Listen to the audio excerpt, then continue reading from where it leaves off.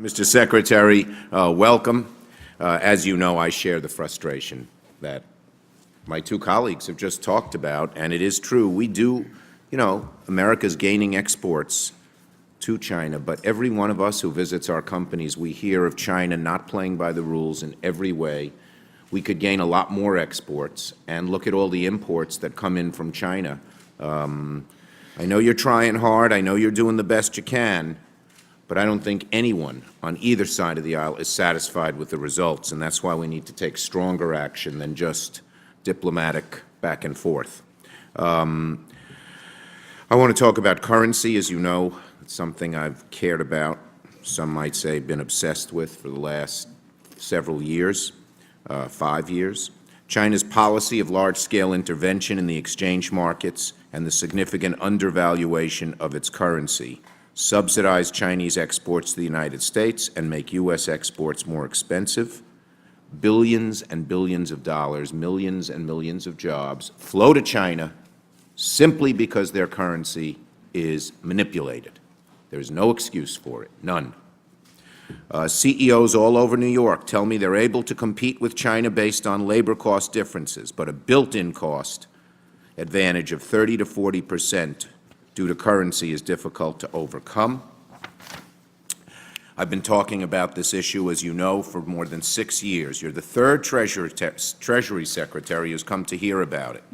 First, and this relates to what Senator Wyden said, we waited for John Snow to make progress, and during his tenure, the Chinese did halt the dollar-yuan peg after Senator Graham and I threatened to push our initial tariff bill to a vote.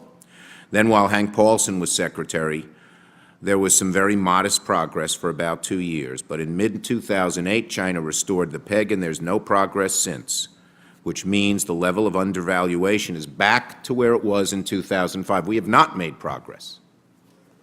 We take a step forward and then take the step back. So back in 1975, there was a huge hit on the hit parade. It was called Right Back Where We Started From, by Maxine Nightingale.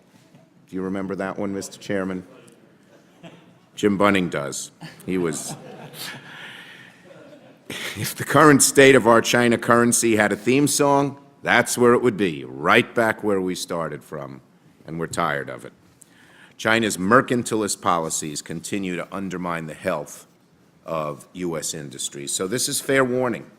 My colleagues and I, bipartisan, despite the administration asking us not to do it, are going to move forward with our bipartisan legislation to provide specific consequences for countries that fail to adopt appropriate policies to eliminate China currency. And let me just say, we're going to do it soon.